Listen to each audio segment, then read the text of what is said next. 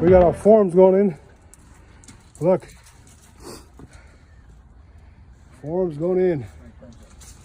Building this wall. It's called a trench wall. We're going to go straight up and inside.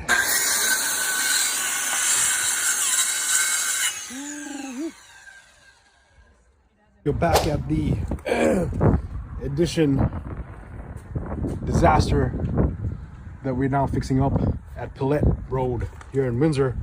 So here is our new foundation wall. You can see there we got it wrapped all the way around under this addition, all the way to the end. And then if I can get there, I'm going to show you on the other side. Look at that concrete block foundation wall. No one will be falling in that icy water, but all the way around, wrapped around. And if you've been following the story, you know we purchased this building. Buddy started doing this extension a couple of years ago and then got a stop work order on it. Didn't want to continue, sold it to us. We got a good price, but we had to get this up to code. So what he had done is he had put this extension on just 6 pillars using sono tubes. He went 48 inches down, which is okay. So below the frost line, that's a good thing. But he just had 1, 2, 3, 4, 5, and around here 6, and on the other side 6 pillars with nothing underneath this. So that slab that you see on, you can't see really up there, but there's a slab right there. There's a sliver of it you can see there. Was sitting on those 6 pillars and nothing in between. So city didn't like it. He didn't like it either because he had to do the work. That's when we stepped in and we took over the project. And what we've been doing over the last couple of weeks is just preparing this wall for foundation. You follow the stories, you see that we have excavated underneath that crawl space, dug it out a little bit. Between the pillars, we actually put rebar, vertical, horizontal rebar on the floor too. And then we put concrete forms. In the last story, that's what we saw before we started pouring the concrete. Now you can see here, this wall is not perfectly edged straight. You can see how it curves. Boom. You can see that curve? And you see here, there's some curves. That's actually a pillar that was sticking out. That's why it's not perfectly straight in the line. Not only that, is that when you do concrete forms, you got to watch out that they are super secure, because as soon as you start pouring concrete, this thing is heavy. Not only that, it's pressurized. It pushes those forms, you know, out, and it gets warped, and that's what happens. You don't get a straight edge. In this case, we don't care because this is underground anyways. All this is going to get buried. Here's all our backfill. All this is going to get buried.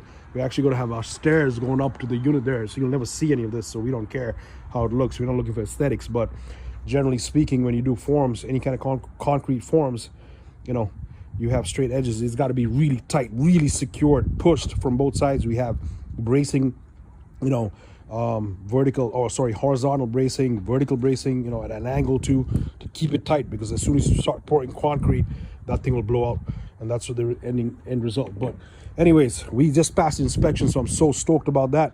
It means we can now start backfilling all of this stuff, getting it back to what it's supposed to be, right? And we can actually start working on this structure, because the next step is, as I said, we're going to put our staircase going up to the second level, which is our secondary unit up there. I'm just watching my step here. Secondary unit up there, which doesn't have a roof.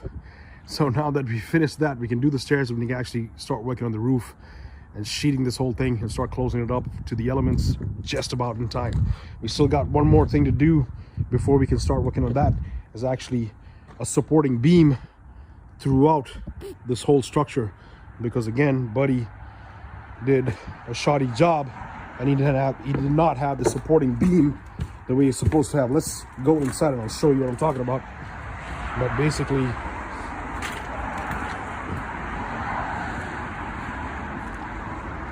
on the inside,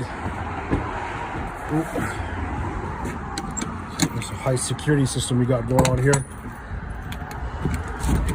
Doesn't really matter because we don't have much.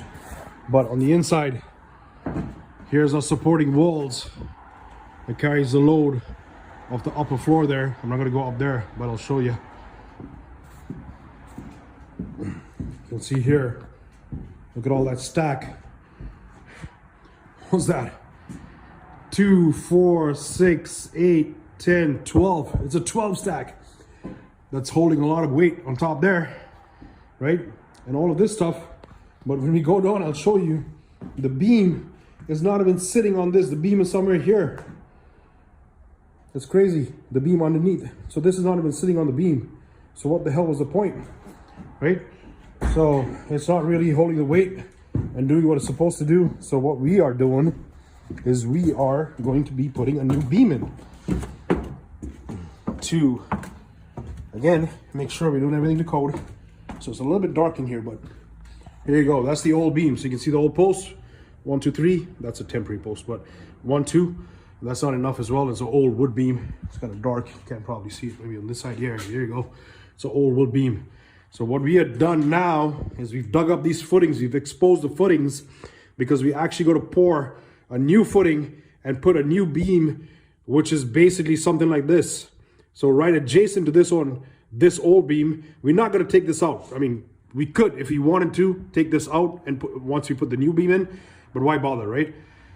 Just a lot of work and a lot of time, which, you know, yeah, you might say it's overkill by us putting a second beam and leaving that one in, but why not? This is an old house, so it's actually going to add to the structure. So we're going to have adjacent side-by-side posts, side-by-side beams, and that's what we've done here. So we've cut down, you know, the footing, exposed the footing. We're going to put in our new posts. We've added rebar, you know, so when we put the new concrete, that'll all hold it together. This is a dowel system rebar right here, right? And then at the bottom as well, that's, if I'm not mistaken, 15M. You can see a lot of water. The water basin is really high, so we got to pump that out before we pour concrete. And then we're adding another post, according to the engineer. This wall over here, where this beam is, this is holding up the beam right now, is just cinder block. It's a piece of crap. So, you know, we're not going to entertain that anymore. We're actually going to add our own post over here, which will carry the weight of the new beam. And that's why we've dug this out, because we are actually going to add another footing. So we are underpinning this a little bit, just a little bit in this area, but all of this is going to be concrete, and the new beam is, a new post is going to be sitting right there adjacent to that wall, holding that up. And that's going to go all the way through the crawl space. This is the addition over here that we saw from the outside. This beam actually stops right here, but our new beam is going to go all the way through and through. So that's going to hold the whole weight up. It's going to be a metal beam. That's a W8. So it's a huge mofo. We're bringing in that hopefully in the next couple of days, once we pass inspection on these footings that we did over here. So that's the progress. Once we do that beam in there, put the beam in, pour the concrete, close this up, we can start actually working on the roof. And that's where we are, guys. So this is a project that's been going on a long time, a big construction project, you know, for a single family home that we're converting into 2 units. Nothing is impossible. You know, this is just short of really a new build, because in fact, we're fixing all the old problems, which is sometimes more than just tearing the shit down and rebuilding it again. But it's exciting, it's fun, we're moving on, and follow the story so you can learn a few things, all right? Otherwise, give me a call, give me a shout, you know, or us a shout. Hit us up on realestateinvestorsav.com, generalcontractorwindsor.com. Just drop us an email at sab@realestateinvestorsav. Look it up. You know, I can be found. If I can't be found right about now, then something's wrong. Just DM me on Facebook, on Instagram, YouTube channel, whatever it is, and we get you out. You know, I'll get out there to your project and give you some of my thoughts if that's something that you want. Okay. All right. On that note, oh look, I just got as I'm speaking a text from the inspector saying we passed inspection on those footings, so we can go ahead and pour. Boom.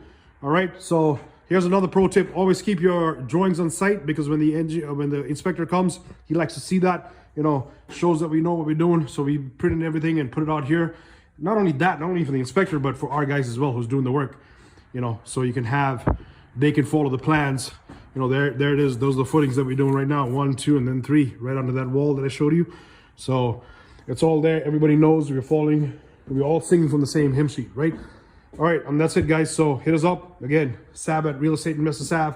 DM me, Instagram, Facebook, YouTube, and we'll hook you up. All right, peace.